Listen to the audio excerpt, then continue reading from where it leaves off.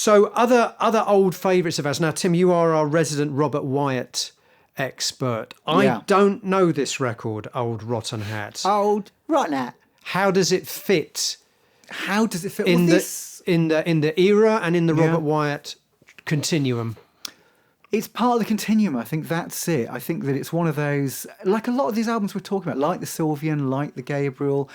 These are good albums that I'd have remembered buying at the time, really liking, but knowing even then they weren't the greatest They're work. not the standouts in the catalogue. And, same goes to a certain extent, although other people would disagree, with Rain Dogs for me. I feel the same way too. Trombones did more for me. Yeah. So let's talk about Brian Eno.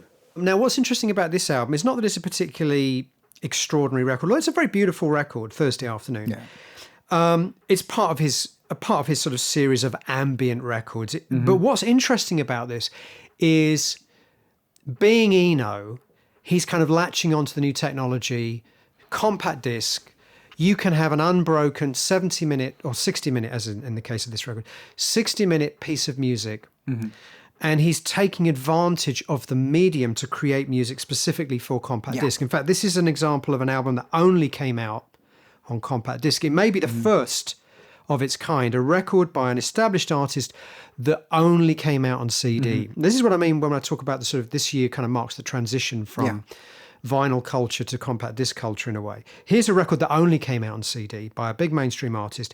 It's a single 61-minute ambient composition. It's very pretty. We've heard Eno do this kind of thing before. Tinkling pianos, textures.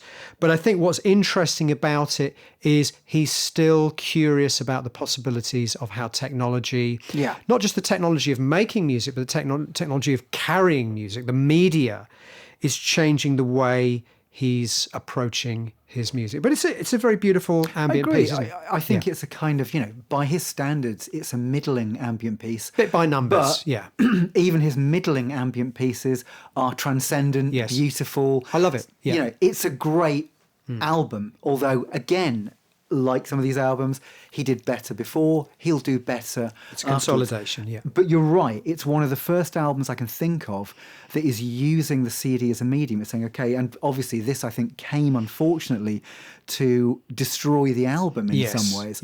But it works with ambient music, because I've always felt certain types of music work perfectly on compact disc, and ambient is one of them. And so he's one of the artists using this medium, using it really well. So it's beautiful in terms of the compact disc is just the right format at that point for the quality of sound his work needs, and then the length. So you can get lost in Thursday Afternoon. It's one of those albums that is, it's a wonderful listen in that sense, almost as a kind of a backdrop for creative thinking. Well, even the title kind of implies it's something you just put on and while away the afternoon while this music is playing in the background. I think that was his whole idea. But there is a sense that compact disc is the format that ambient music was waiting for, because I mean, I'm a big fan of, I'm still a big fan of compact discs. I love vinyl, but I am still a big fan of compact discs, as you say, for certain kinds of music, where I think that zero noise floor is so important. And the quality is still incredible. I think the thing is that, certain CD albums do sound a lot better than vinyl albums to this day. Not only ambient and classical, although I think that ambient, classical, ECM, they really benefit from the medium. Yeah, agreed. So some other albums by some of our favourites this year. Again, I think a lot of these you would probably put in the category of consolidation, quality, but not necessarily pushing things any further. Pete Townshend's White City. Yeah, that once more fits into this. That I don't think it's quite as adventurous as All the Best Cowboys or Empty Glass, but it's a really good... Still good. Pete Townsend album. If anything, on this one, it's a bit confused in that there are about 9 tracks and probably 5 different directions. So some of it really is almost kind of him taking The Who's Stadium, almost progressive rock for, Give Blood, one of the collaborations with Dave Gilmour. Brilliant track. So I'd say there's about 3 absolute standouts, and it's a solid album. And you can hear that he's still listening, because there's almost an element of Matt Johnson and the in some of the rhythms and some of the intensity. And I think Johnson had been a fan of Townshend and the Who, but I actually suspect that Townshend was also listening. I'm sure he was. Like I think Pete Townshend was always very curious about what was going on. Yeah, and always listening to changes in the zeitgeist and trying to absorb that into what he did. Well, that's it. The one thing it's got in its favour strongly is that some artists in the mid-'80s, probably some we're going to discuss, were adrift. They were lost. Complacent. Well, they were either complacent or they just did not understand the technology, couldn't, in a sense, get with the contemporary style. Yeah. Whereas Townshend, he's doing it effortlessly. This is a great 80s sounding Pete Townshend album in which he's in control of the materials. And I wonder if the reason for that is because he's doing it out of love, not because he feels like he needs to. And we'll come on to talk about this in some of the other artists we're going to talk about that perhaps didn't adapt as well. And the sense I have is that they're adapting because they feel like the market is demanding them to adapt and use DX7s and drum machines and gated drum sounds, not because they genuinely like it. So anyway, we'll talk about that later. Some other records that came out this year. Again, Tim, you are our resident American Music Club fanatic. This must be, I'm guessing this is one of their first albums, It's their debut, The Restless Stranger. I'm familiar with American Music Club. I don't know the debut record. And once more, is it all there? Isn't going to be my favourite. Okay. It's a good one, though. It's actually not a bad one at all. It's the first album, and though they kind of very quickly got lumped in with that kind of new Americana country influenced singer-songwriter territory, 10,000 Maniacs, REM, what have you, this does bear the strong influence of Joy Division at times, and maybe even The Cure. So although it's got that slightly Americana short story element to it, and Eitzel's voice is very much there, there's something of Ian Curtis in his phrasing at times. Interesting. You can hear where he's come from. Right.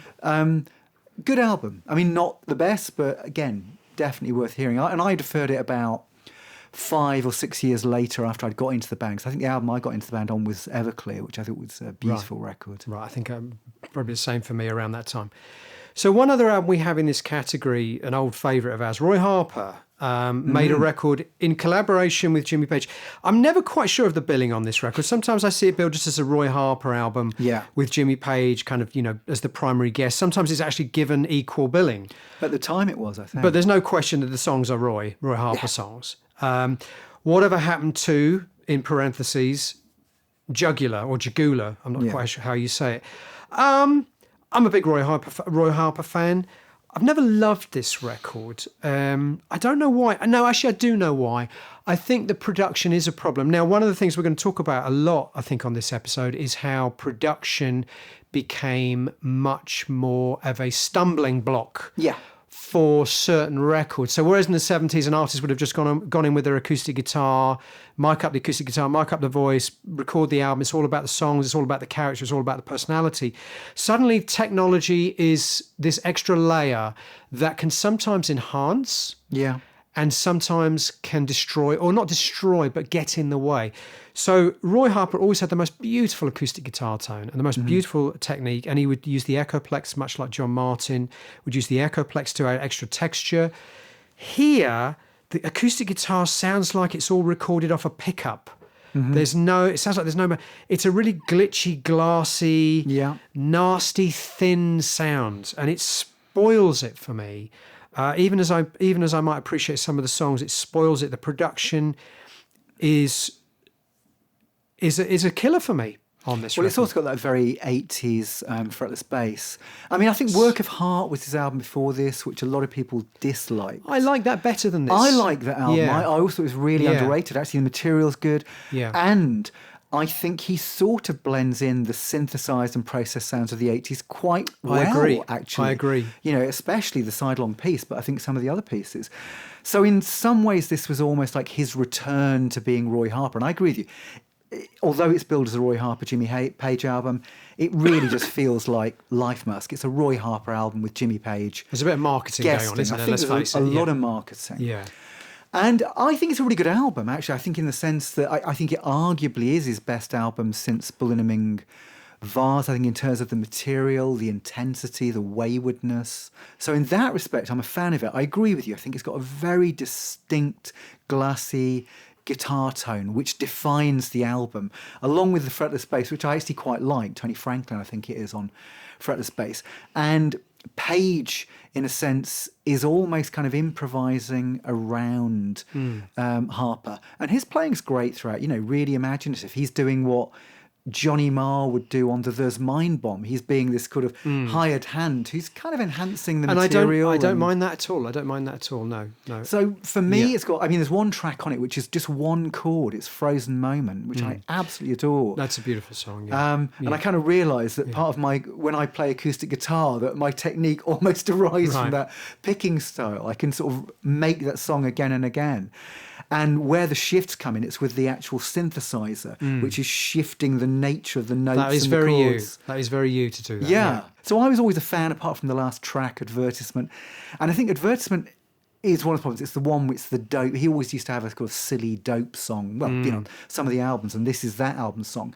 And I remember them being on their Go Whistle Test. I think it was with Mark Ellen, and they seemed out of their heads, possibly because they were out of their heads. I'm sure there is some truth to that. There was an aspect where they did seem like spokesmen from another generation.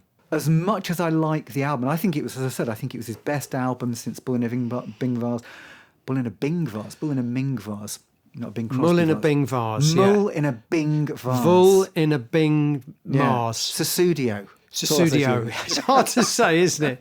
Susudio, Bull in a Ming Vase.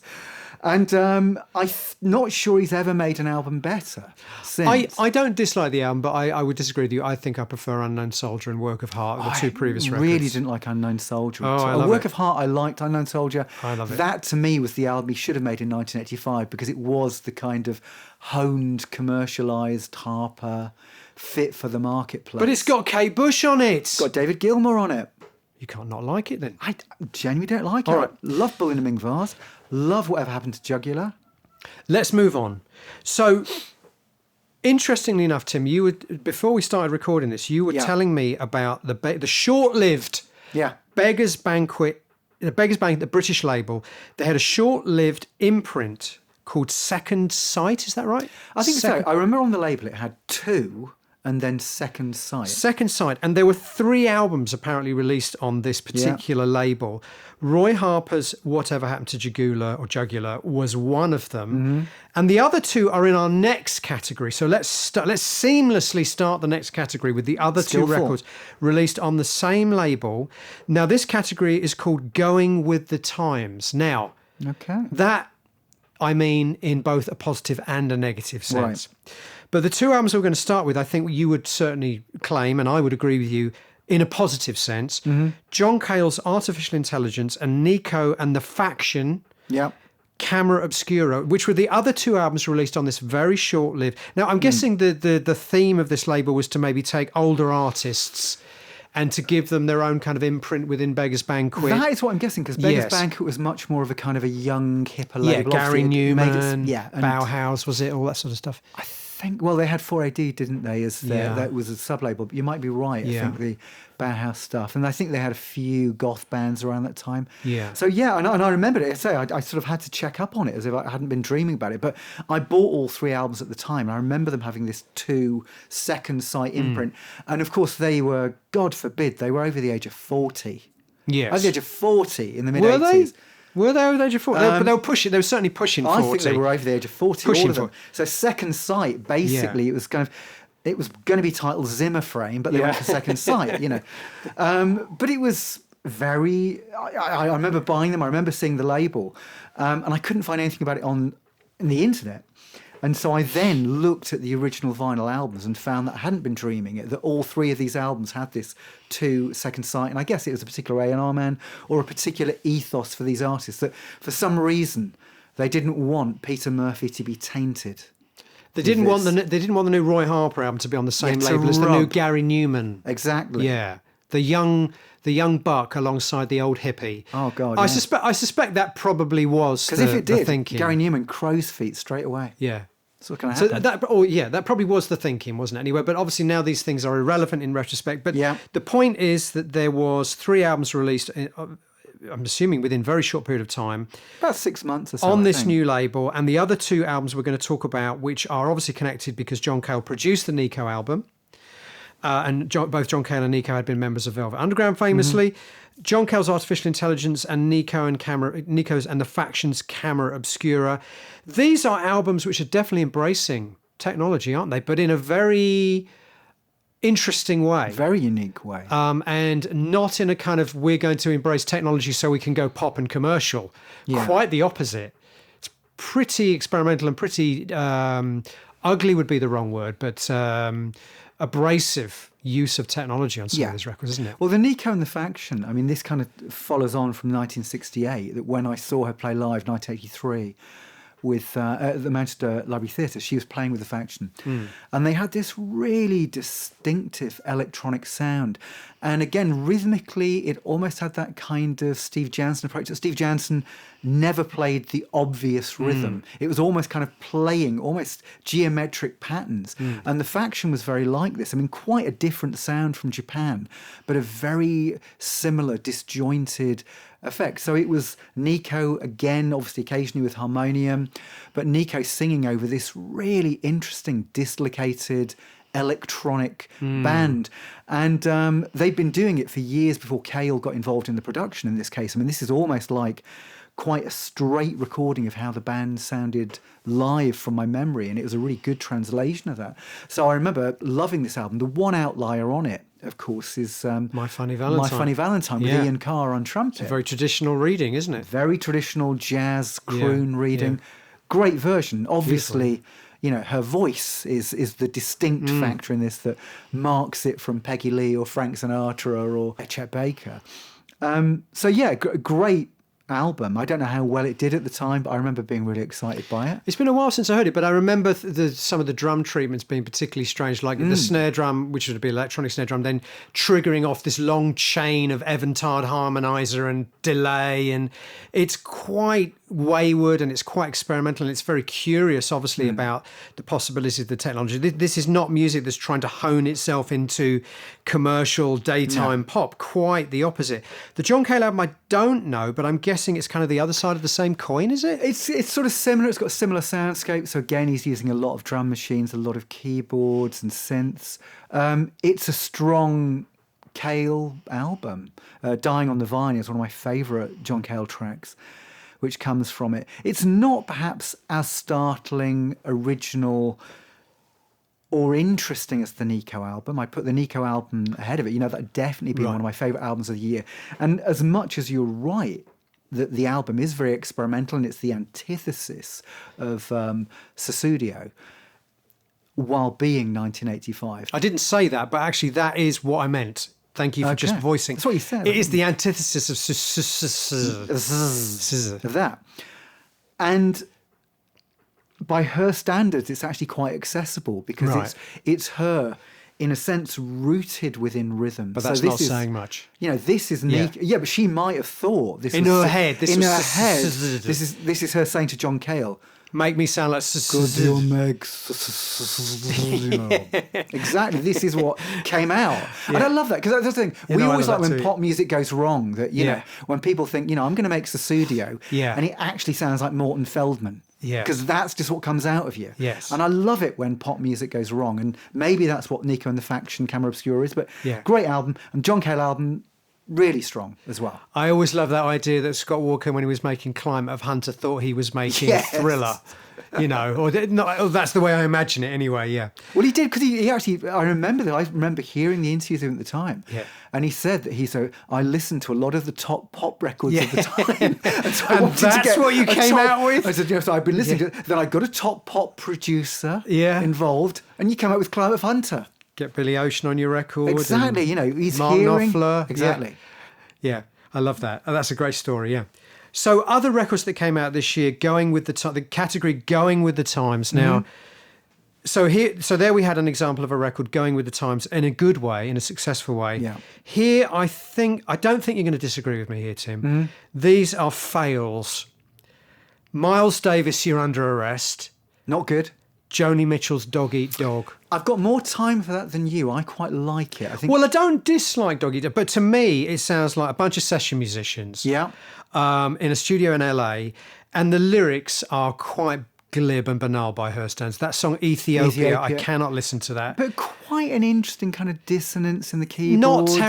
Not terrible, unlike the Miles album, which I think is terrible. Well, what's interesting is they've just released about a year ago or so the bootleg series Miles Davis, and it's the outtakes from this era. They're better, are they? Is that They're what really you're good. saying? Yeah, Right, okay. Some of them are great. I mean, because this period was never, Decoy, Your Address. Decoy is better for sure. Well, and Tutu, the album that came after this, I think It's is really good. I think is a much more successful attempt to do what I feel he's trying to do on this. Yeah. And I think the element he's missing here, perhaps, is Marcus Miller, the producer of Tutu, wasn't on board for this record, at least as far as I know.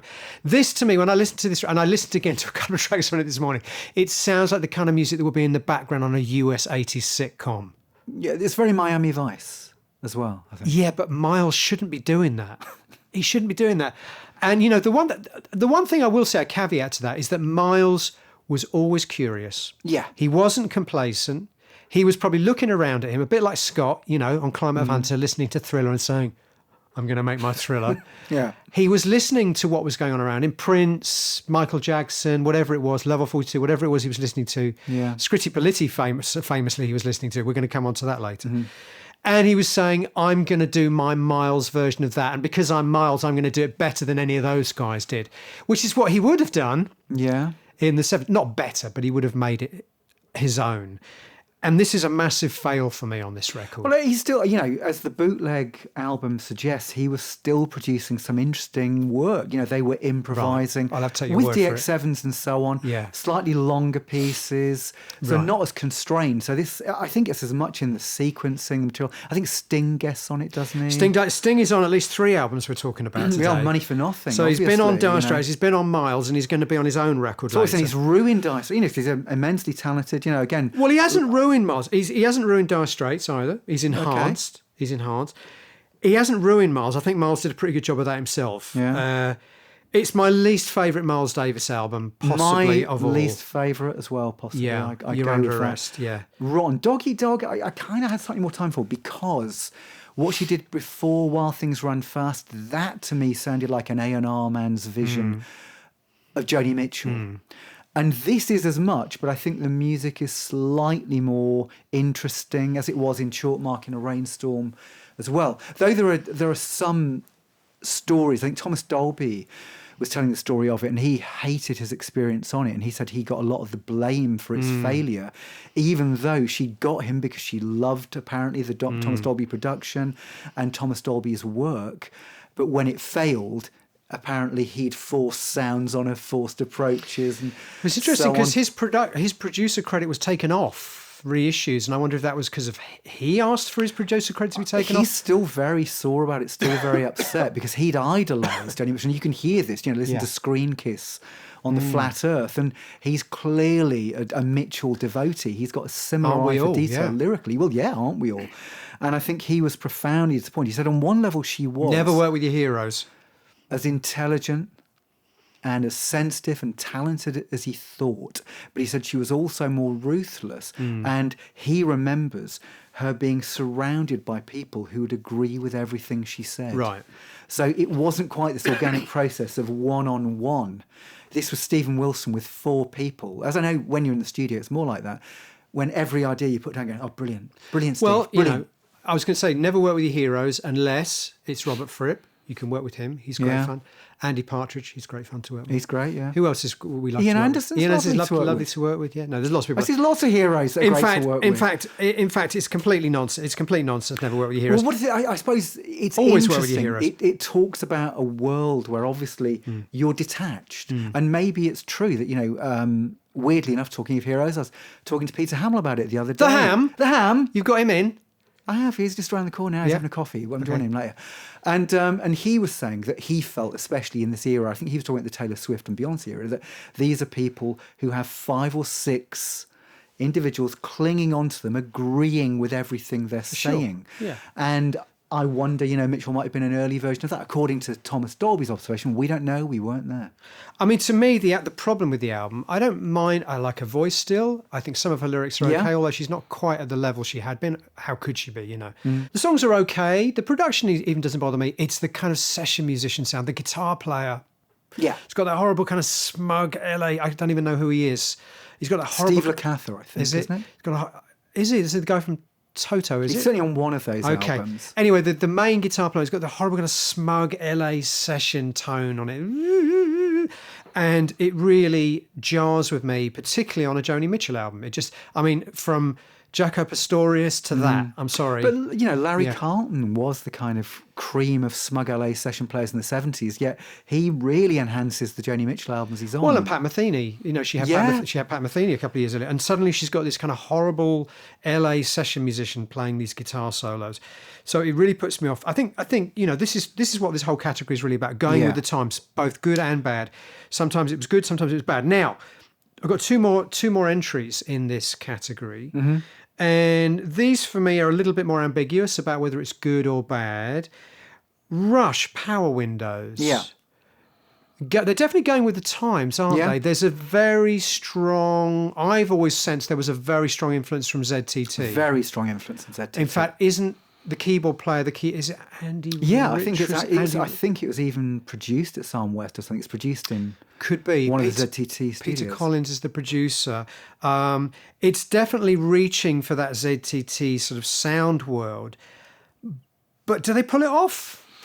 I'm not sure. I'm not sure either. Because I think Signals I really like because of the primitive use of synths. It's it's them embracing the 80s in a totally idiosyncratic Rush way. And so Signals I think is strong. I really like Grace Under Pressure, which is a much darker album. Yeah. Well, this is where they've listened to U2 and the Police. I mean, the one thing that's great about Rush is that they continually evolved, throughout their career. Absolutely. And they're really pulling off that kind of U2 Police influence, but again in a quirky, definitively Rush way. This kind of feels like they're slightly lost under the technology for me. It feels, I did listen to it again this morning, it feels like the production has dated it quite badly. There were some great songs on it. There was one song I was listening to, Middletown Dreams. Mm-hmm. It was a great song, beautiful sentiment in the lyrics, great melody, but then these big reverberating keyboard pads and big drum sounds. And I just thought to myself, this screams 1985 at me. And it's very click-tracky, isn't it? In the sense that you feel everything is operating to precise. It's quite clinical. Timing. It's quite clinical. Which they don't. Even when you're on Grace Under Pressure, this is a power trio, really stretching rhythms. There is a feeling of them getting lost. As you say, you use the word swamp. Them getting lost under these layers of keyboards and layers of production and layers of sound design. Now, I like sound design in music. I love ZTT. I love what Trevor Horn does. As to whether those two things, Rush and that kind of production approach, make good bedfellows, if the evidence was this album, I would say not really. And it's not because it's a bad album. It's an okay album. Yeah. It's an okay album, but I don't think it's entirely successful. I don't know what they did after this. Did they continue down this road? They did Hold Your Fire, I think, which is a slightly more synthesized version of that. I mean, these probably Hold Your Fire and this would be my two least favourite Rush albums, actually. I mean, they're going with the times, and they're kind of pulling it off. They are kind of they are. And they get Rupert Hine in a couple of albums down the line as well. I'm certainly not going to put this in the same category as, Miles Davis, You're Under Arrest, or Doggy Dog. The point is there's still an intelligence in the lyrics. There's still a definitively Rush quality in there somewhere. And I think it comes out of their natural curiosity about what's going on. I think so too. I think they genuinely loved the Police and U2 and the ZTT sound. They genuinely loved it, and they genuinely wanted to bring that into their kind of sound. That's it. And I think, again, if you're a musician... And you can hear that. You can hear that integrity is still there. Yeah. I suppose they were coming at it from a different angle. Whereas 84, I might have been blown away by Laurie Anderson, Scott Walker, David Sylvia and Blue Nile. They're blown away by Frankie Goes to Hollywood. Yeah. But understydably, because it was an amazing record. I still am. I still am. It's still a great record, but that wasn't necessarily where I'd personally take my vision. But there's something about the combination of Rush, this power trio, as we know and love them, and the kind of ZTT, big shiny ZTT production approach that makes the end result sound a bit FM rock. Do you know what I mean? A bit more Journey, Toto, Foreigner, Boston than Synchronicity by the Police or Pleasure Dome or A Secret Wish. It kind of lands somewhere between the two. It's too close to that kind of AOR FM American sound. For some reason. Maybe he wasn't the right producer choice. And the album that precedes this, as I say, Grace Under Pressure, it's very much a guitar album. Even though it's very processed and imaginative guitar, it's a guitar album, and this certainly isn't a guitar album. And as keyboard albums go, as I say, I think Signals, because again, it's all played by Geddy Lee. Yeah, I love it. And the production's still quite dry and up front, and you still feel, like you say, you still feel like it's essentially a band there. Very much so, yeah. And I'm not sure you do. So there you go. Me and Tim, we're not sure about this album. We're not sure if we like it or we don't like it. We're not sure if it's good. But so maybe the people listening to us can give us their opinions on this particular Rush album. In fact, they can apparently give them verbally as well. Well, we're gonna try and Miles. We're gonna try and implement. Not Miles Davis, by the way, Miles Scarron. Miles, our videographer here today, has told us that the next level for the album is going to be having short spoken contributions by the listeners to the show. So maybe we'll implement that. Saying Richard Davis didn't have a West Yorkshire accent. He was from Lancashire. That kind of thing. I've no idea what you're talking about now, Tim. Richard Davis, the session player on Astral Weeks. You'd forgotten that already. I've forgotten that already. I thought Astral Weeks, you told me in the last episode that Astral Weeks was just made by a load of anonymous session musicians that didn't even know who Van Morrison was. Are you now recanting that? I'm not. Oh. They were session musicians. It was the drummer. From Lancashire? It was... No, from America. It was the drummer from the Modern Jazz Quartet was the drummer on it. Oh, okay. And Richard Davis, who's a great jazz session player. Oh, that Richard Davis. Okay. That one. Right. Anyway, let's move on because there's one more album in this category, Jim. I'm not sure. A bit like Connie the Rush... Kay, that was the drummer. No, a bit like the Rush album. Yeah. Power Winners. I'm not sure what to make of this. Okay. I'm not sure whether it's successfully adapting to the times with enthusiasm and curiosity, or if it's a bit of a fail. Robert Plant, Shaken and Stirred. Now, I had never heard the record before. I listened to it this morning. Again, the production straight away was like that in my face. It's like there's the production. 1985. Can I hear there's Robert Plant making music underneath all that production? And I couldn't really. I couldn't really hear that there was a Robert Plant album People underneath. hate it. So in Do this they? case, yeah, this album is despised by Plant fans. Because the first two albums, I think, kind of safely took Plant into solo territory. Big Log was a huge hit. Yeah. And that managed to be sort of sensitively, sensually 80s while still being Robert Plant, didn't it? Big Log, great track. I actually really quite like Shaken and Stirred because I think it's taking quite a lot of risks. This really is him immersing himself in the chaos of 80s synthesized sounds and rhythms, really artificial drum sounds and keyboards. But he always sounds kind of very playful, very alive. And to me, it's a bit like if a rock and roll album could have been fused with synth pop. Okay, yes, I can hear, with the little bit I heard, I can hear how that would be a pretty good, in a nutshell, summing up of the album. Like I say, I couldn't even hear it as a Robert Plant album because this production was like smacking me in the face from the opening seconds of the track. The drum sounds, the synthesizer sounds. It was all about the production, and I couldn't really engage with it. At the time, I might have been able to, but with 40 years hindsight, I can't listen to a record. Well, this is it, because sometimes, again, something you said about Rush, that you felt if you hadn't heard them when you were a teenager, in that, the flush of teenage confusion, perhaps they were a mystery to you because people you'd spoken to. Yeah, I think they're one of those bands. Rush are a band you have to discover when you're like Kiss. If you don't discover Kiss when you're 13 and full of testosterone... What we need now is for 70-year-olds say, I've just heard Rush for the first time and I like them, Mr. Wilson. You can't come to Kiss at the age of 40 and appreciate them. Yeah. I think Rush are a little bit like that. And I say that advisedly because I have a lot of friends that didn't hear them at the time. Yeah. And they listen to them now and they hear 2112 and they just think it's ludicrous. And it is ludicrous, but in a way that I love. Yeah. It's ridiculous and I love it. But I'm wondering with this, because I heard this album at the time. Okay. I quite like Plant. Yeah. I think he's a talent. Me too. He's a talented fella. No, there's no doubt. And I love the fact that he was kind of embracing possibilities, but it was hated. It was really hated. Right. But I quite liked it then. So I don't know what it would be like to come to it 40 years later, as you're saying. It was a shock from Big Log and the first couple of solo albums. Right. Okay. I was glad of that shock. I was thinking, well, good, he's still listening. The shock of the new. The shock of the new. The shock of the new. Yeah. And it was, one of those albums that's very 80s and plasticky and geometric? Yes. It's that. It's that. And there's a place for that, isn't there? There is a place for that record. So here's me dismissing Simple Minds and then adoring Robert Plant's worst ever album as far as the universe is concerned. Even though we know which one is a brilliant record and which one probably isn't. But I get that. That's part of the beauty. That's why we do this podcast, because musical taste, musical listening, the way we engage with music is full of those kind of anomalies and paradoxes. Total contradictions. Contradictions, yeah.